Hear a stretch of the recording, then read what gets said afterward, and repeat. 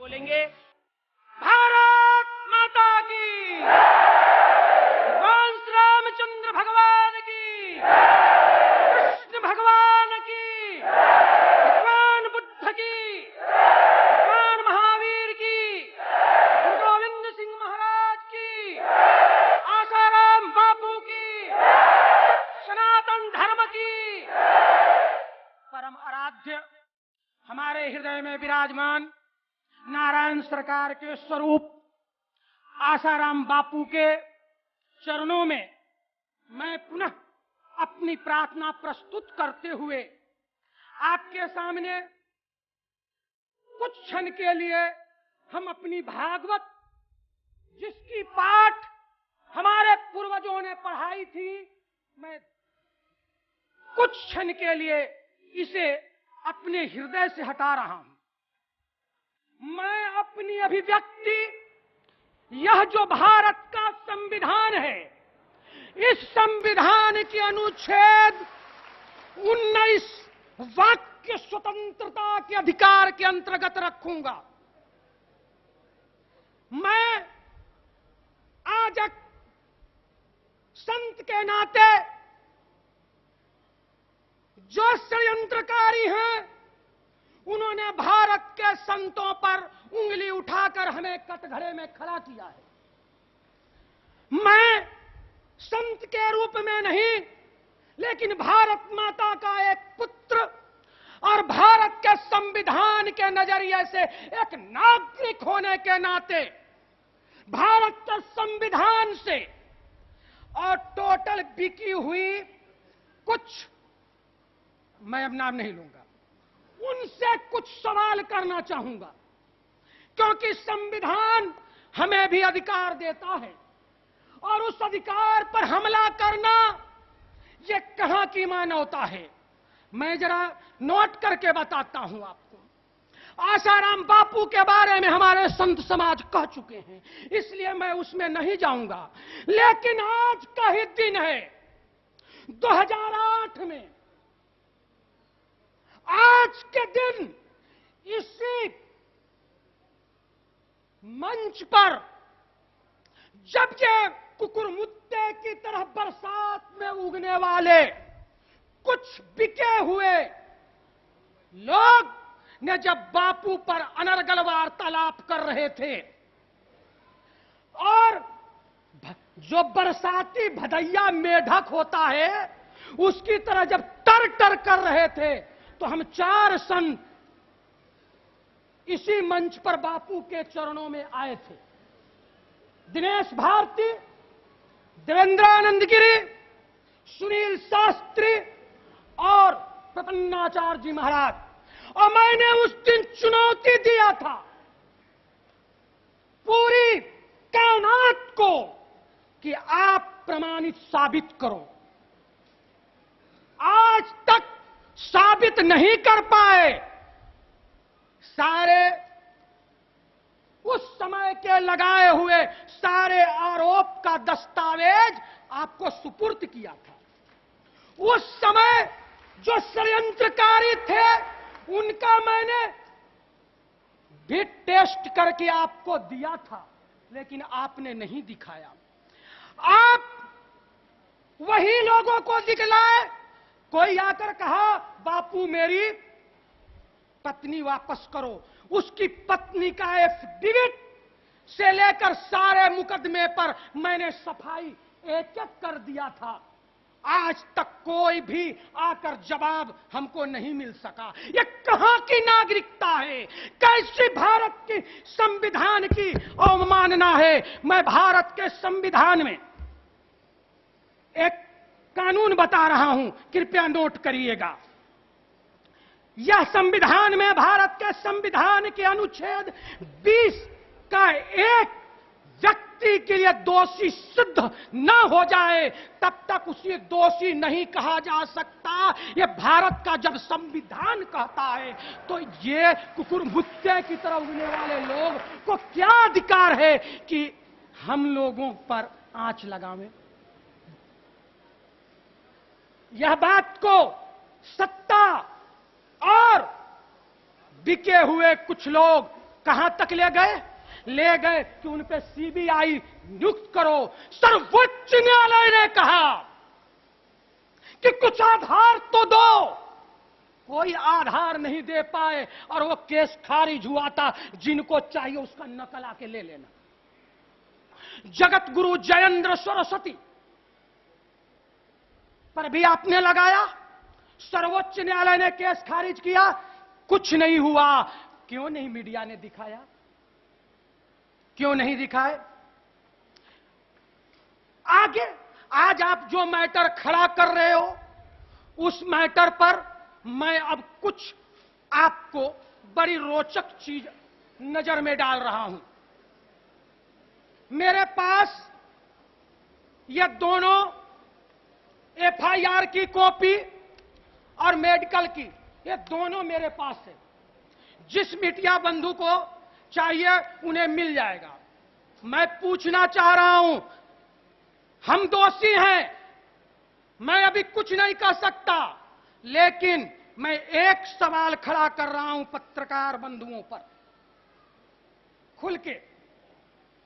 आप किस आधार पर, जब संविधान हमें कहता है कि जब तक दोष साबित न हो जाए तब तक उसे दोषी न माना जाएगा, आपने हमारे आसाराम बापू को दोषी कैसे कहा? यह संविधान का अवमानना है, यह भारत के संविधान का अवमानना है। और दूसरी बात, हम इस केस के संबंध में 2 मिनट ले रहा हूं। दिल्ली में एफआईआर हुआ, आया कहां? जोधपुर में। लेकिन जोधपुर की पुलिस ने, जो बहुत बड़े अधिकारी हैं संविधान की, जिन्होंने शपथ ली है, मैं नाम नहीं बता रहा हूं, सब कोई जानता है, मैं कुछ सवाल जो खड़ा कर रहा हूं उसका जवाब हमें चाहिए।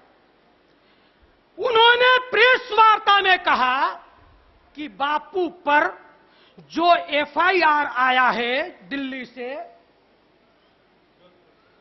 वह एफआईआर और लड़की के बयान एवं उसके मेडिकल रिपोर्ट में बलात्कार की पुष्टि नहीं होती है,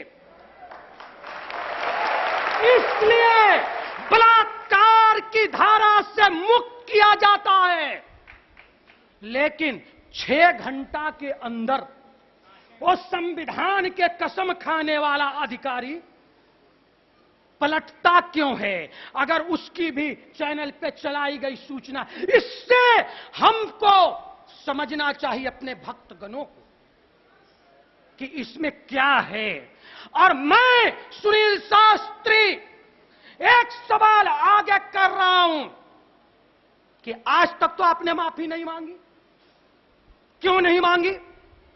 और अगर हमारे भी संत समाज की बहुत बड़ी संत हैं, ये शांति शांति शांति कहते हैं, इसलिए इनको इतना शांति मत समझो।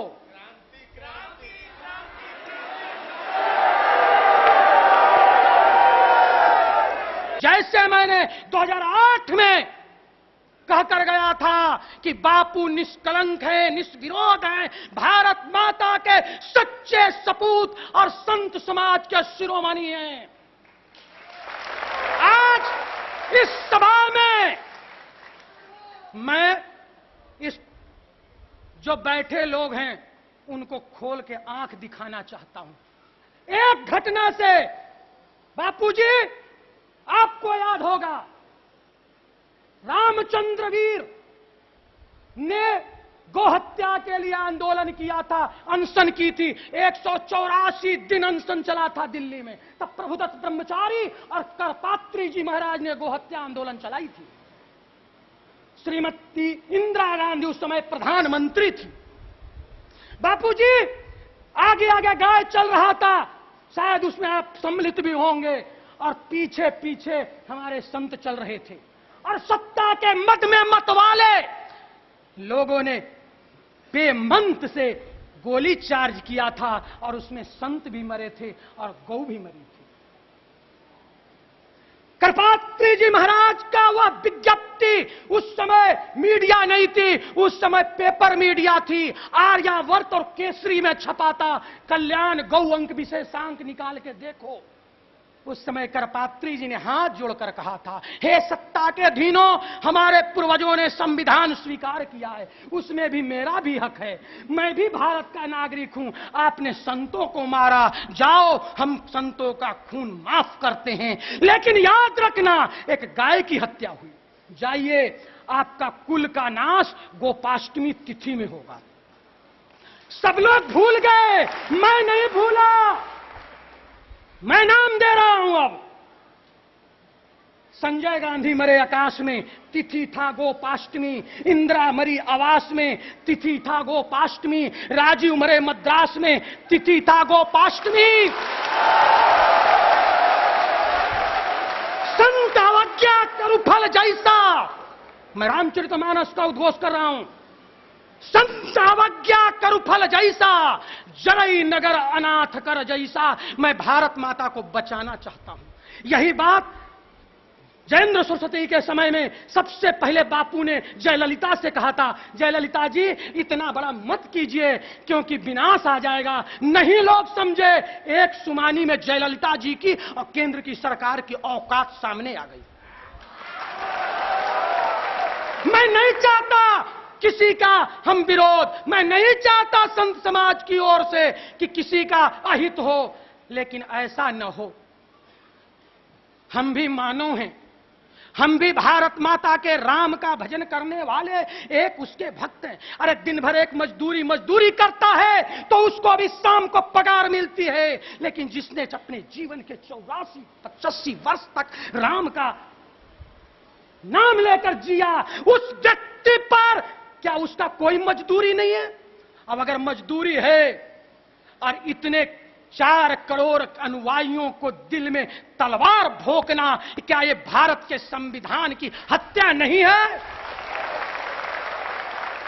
रेप केस सुनते सुनते मेरा कान खराब हो गया है। मैं पूछना चाहता हूं, उंगली उठा रहा हूं, संविधान में कह दिया हूं वाक्य स्वतंत्रता का अधिकार के अंतर्गत, मैं संविधान के दायरा बता रहा हूं। हमें भी कुछ अधिकार जो मिले हैं उस अधिकार से लेते हुए 25-26 भारत के संविधान के अनुच्छेद 25-26 धर्म स्वतंत्रता का अधिकार के अंतर्गत, बात सुनते सुनते मेरी कान पीड़ित हो गया है। मैं पूछना चाहता हूं, आज कुछ नेता लोग अर्थलाप बात कर रहे हैं, मैं पूछना चाहता हूं जिस पार्टी के हैं उनके पार्टी के कितने लोग पे पहले मुकदमा चल रहे हैं, पहले उनको क्यों नहीं वो फांसी पे चढ़ा रहे हैं? उस व्यक्ति को पहले फांसी पे क्यों नहीं चढ़ा रहे हो जो संविधान की कसम खाया है कि बलात्कार बलात्कार बलात्कार? तो पहले तो सरकार के वो समझ ले, जो सरकार ने के संविधान पे बैठाए हुए आईएएस रैंक के लोग एक बार कहते हैं कि बलात्कार हुई, एक बार कहते हैं बलात्कार नहीं हुई, एक बार कहते हैं बलात्कार हुई, एक बार कहते हैं नहीं हुई। अरे तुम पूरे हो कि आधे अधूरे हो? मुंह से बोलते हो कि पीछे से बोलते हो, ये मेरे समझ में नहीं है।